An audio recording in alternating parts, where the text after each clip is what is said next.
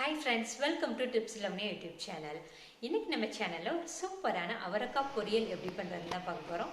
இதுவரைக்கும் நம்ம சேனலை சப்ஸ்கிரைப் பண்ணாம பார்த்துட்டு இருந்தீங்கன்னா சப்ஸ்கிரைப் பண்ணி வச்சுக்கோங்க. கூடவே பெல் ஐக்கனையும் கிளிக் பண்ணிக்கோங்க. அப்பதான் நாங்க போடுற வீடியோஸ் உங்களுக்கு நோட்டிஃபிகேஷன்ல வந்து சேரும்.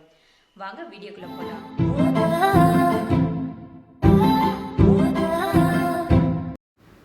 நான் 1/4 கிலோ அவரைக்காயை நல்லா கழுவி எடுத்து வச்சுருக்கேன். நீங்கள் எந்த காய் வாங்கினாலும் கழுவுனதுக்கு அப்புறமா கட் பண்ணுங்கள். கட் பண்ணிவிட்டு கழுவுனீங்கன்னா அந்த காயில் இருக்கக்கூடிய சத்து எல்லாமே போயிடும். அதனால் கழுவிட்டு கட் பண்ணுங்கள்.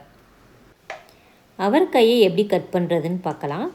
அவரைக்காயை 2 ஓரத்துலேயும் இந்த மாதிரி கட் பண்ணிக்கோங்க. இதை கட் பண்ணுறப்பயே பார்த்திங்கன்னா முத்துன அவரைக்காயாக இருந்தால் நார் அழகாக வரும். இது பிஞ்சு அவரைக்காய்ன்றதுனால இல்லை நார் ரொம்ப இல்லை. இப்போ இதை கட் பண்ணுறேன் பாருங்கள். இதை பார்த்திங்கன்னா உங்களுக்கு தெரியும் பாருங்கள், நார் வருது.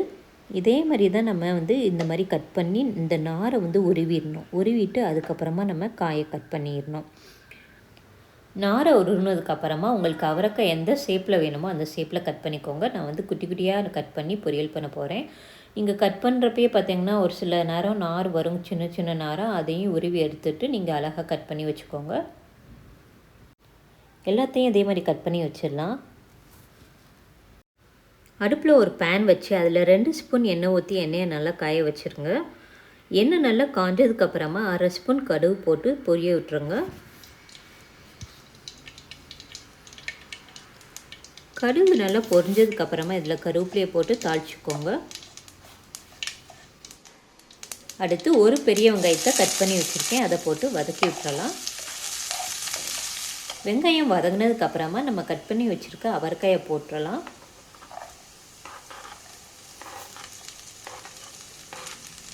அவரைக்காய்க்கு தேவையான அளவு உப்பு போட்டுக்கோங்க.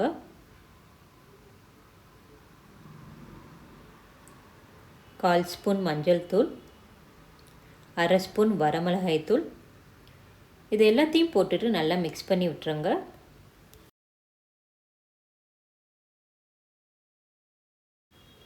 நல்லா மிக்ஸ் பண்ணதுக்கப்புறமா கொஞ்சமாக தண்ணி தெளித்து விட்டு மூடியை போட்டு க்ளோஸ் பண்ணி வேக விட்டுருங்க.